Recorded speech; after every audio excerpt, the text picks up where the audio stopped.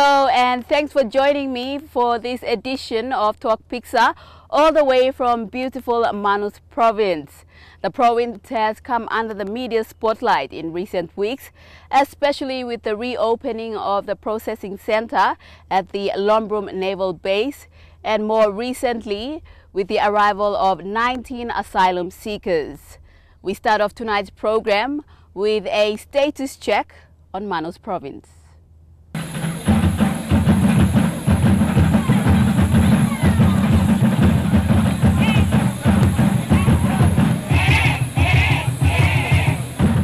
A 1-hour 10-minute flight north from the nation's capital brings us to Manus. Population over 45,000. Manus is a maritime province. The two main islands of Los Negros and Manus are connected by the Lonu Bridge. Manus is a fairly safe and peaceful place. Its people are quite laid back. In Tok Piksa we say "passion kill 'em all," but they can fire away when the need arises. The province's remoteness poses hardships at times. Ships carrying cargo from Wewak sometimes don't make it to Manus, causing a shortage of store goods. About half of the population rely on a subsistence lifestyle to earn an income, most of them selling their produce or catch at the Lorengau town market. A common comment I've heard while here is about the brain drain in the province. Locals say their educated elite have deserted them. Manus does not have a problem with overcrowded classrooms. The issue is the quality of education. The reform curriculum is good. However, it's a little bit a lot of work for the teachers to prepare, especially the language subject. It needs a lot of time, a lot of resources. Teachers have to put the time in doing that, and that will take a lot of time for them. If they can master that, then it wouldn't be a problem. In the tourism industry, Manus has great potential. Tapping into it is Bill Paulus. He's a lucky guy. He owns an island. At the moment, he's taking it all in his stride. He's built bungalows, blending them in with the natural surrounds. Inside, fitted with modern comforts. Although not complete yet, he's already had numerous requests for lodging. You may done. You may prepare or provide them a service where you may work on business long. Then maybe that's when we have a fee or charge more man. But no, maybe I just awesome. More man. Whatever they like him around low numbers or wash or just come now. Then I'll go. He wants to make it a 4-star resort. His business partners are his managers. Plenty man all awesome, all working all kind of business, but then awesome big plus something law management as well. Plenty man, we also you may all maybe like you may power ingredients or some plenty man. They are not capable enough of managing all kinds of business, especially funds, dealing with funds. Awesome. Government can give money, but then you may misuse. That's why maybe some of the time government hesitate little or give funds long old man. But then some man all no committee more through law working business, all just talk all working, but then all no a proper plan in place now. The markets lower now. All this like we have to have a market in order to do a business so that you may provide a service law market blowing, yeah. And you have to get all those things in place before you go working for business. Plenty man you may go for business, but then you know where you're gonna get your money from, to help you, manage the business and run the business or something. The island is called Two Island. It was actually passed on to his older brother by their late father, but since his brother already has an island of his own, he decided to share this one.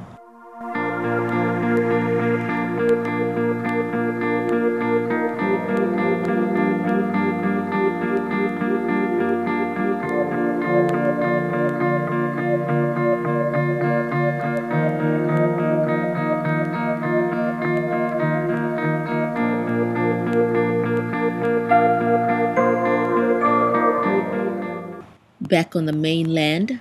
It's raining now, but a must-see place is this waterfall. It provides the town's main water supply, and it's located in the former Manus Open MP's locality, Job Pomat.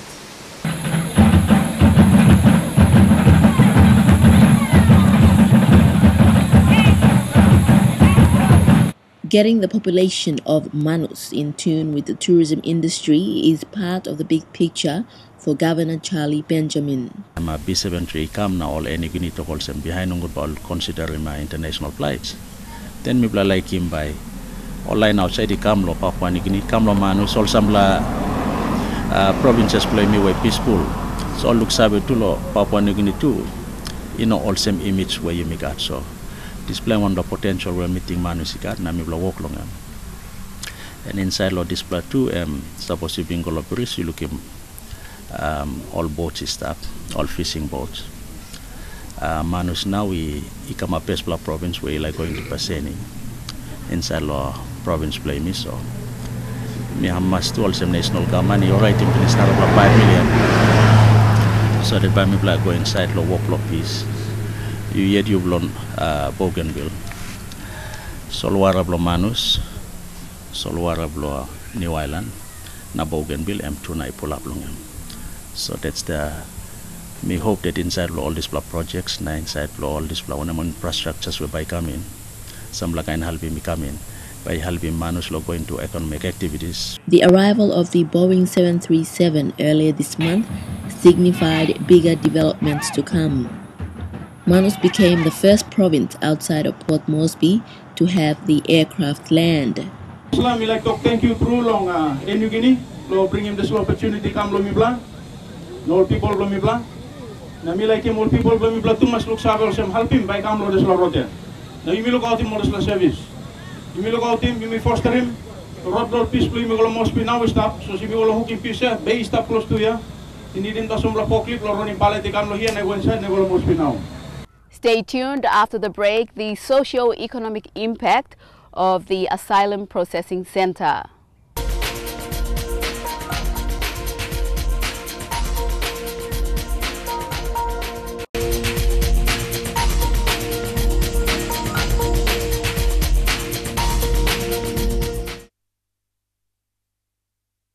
Of all the provinces in Papua New Guinea, why Manus Island?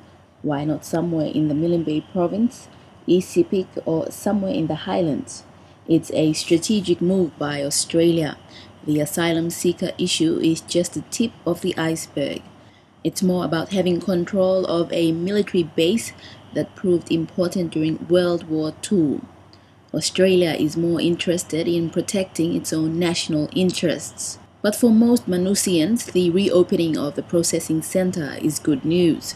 But they demand more for the use of their land. They want to be involved in contract work, not just mere spectators. Only all contract waste all base belong security belong one. And all how we play looking all company outside the game maybe all Australian owned company. So we play feeling more same only employee me play that's all. Now we play looking long this time round we play looking more same money na blood helping me good na. You make some good benefit long and stop the contract basis. You know stop long employment. So I'm only employment people say guards, ordinary cooks, ordinary one. So me play pili more same. Me play prepare me play register more legally company. Lo me play like participate full. So lo le no na now. Lo ask him seed capital. Give him some money come. In form of money. Ikan bali start him one projects long wala. Ole no na. Bali start him security firm. I mean, security firm staff in this solo by money no capacity by strong na walk to participate fully participate also. La road only same play benefit good. That made their intentions known publicly during a protest march. Placards with strong messages rang loud and clear. Governor Charlie Benjamin, who received their petition, told them the harsh reality that they would most likely get subcontracts and not the major contracts. Reason belong in this block. Reason belong in this block. So suppose you give one black man employee, you like building one black house, you like him house if behind him like for you. Now man where you believe you walk him, but he finish him house no time, now like where you like it. That's the attitude of Australia. You may Manus, me open member long black time. All get a project when me bless like him all contractor blame me. No got one black finish on time. You know got good black quality. You know got one black medium excellent quality. Me must talk sir. Australia and the PNG government say the infrastructure funding will go towards assisting the general population of Manus. aiming public services like education, health, roadworks, the town market, and the Lonyu Bridge rehabilitation. But not all landowners are threatening violence. Lombrum landowner Matthew Matthias says he is proud the asylum seekers are on Manus. Second time, me plan understand him. Me plan looks over this black and help him. Me plan all family. Now generation behind long in Papua New Guinea. So me plan how much will slash come up because you can help him. Me plan that me plan can take part. So me plan can come up with some part and parcel inside of this something. They can look salo me plan. And me play took and look so long. So, me play like come about some. Me play shira one time all. Shira one time me play can second one time, kaka one time. When I'm Sunday me play like him, only like him me play by Tok one time. Come on, go play ting. I just play him, and I still run it. One school already benefiting from the Australian presence is Lombrum Primary School, located in the vicinity of the naval base. Found a dead snake on the ground. I'll take the snake home. They received 20 computers from Rotary Australia, brought in by the Royal Australian Air Force. Royal Australian Army Force came in. So they came in and they helped us with a lot of things, giving us books, physical education equipment. Also, they came to do some civic action, but they had to maintain or repair the toilets, the abolition blocks, and also the classroom that was, the ladders were broken. So they fixed those things up. Now they gave us some paint, so we're trying to paint the classroom. You can see that it's a little bit, it looks a little bit okay there with the white and green paint. If the authorities allow for the asylum seekers' children to attend her school, she'd be more than happy to receive them. And they ask if these asylum seekers come around, is it possible that we can enroll the children? I said, I don't know, because the government of the day may say something which is not positive to us. So I'm waiting. If they would like to enroll their children and the government says yes, then we may enroll them. Enroll them, the asylum seeker? Yes. In the coming weeks, at least 600 asylum seekers are expected in Manus. And as the saying goes, when in Manus, do as the Manusians do.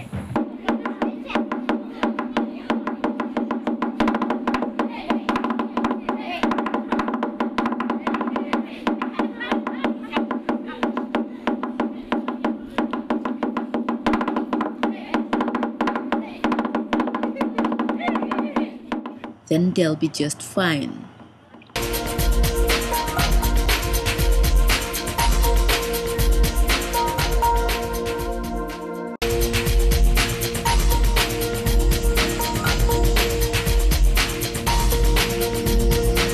Away from Manus and to the nation's capital, the Minister for Environment and Conservation and his department are on a crusade to save our national parks.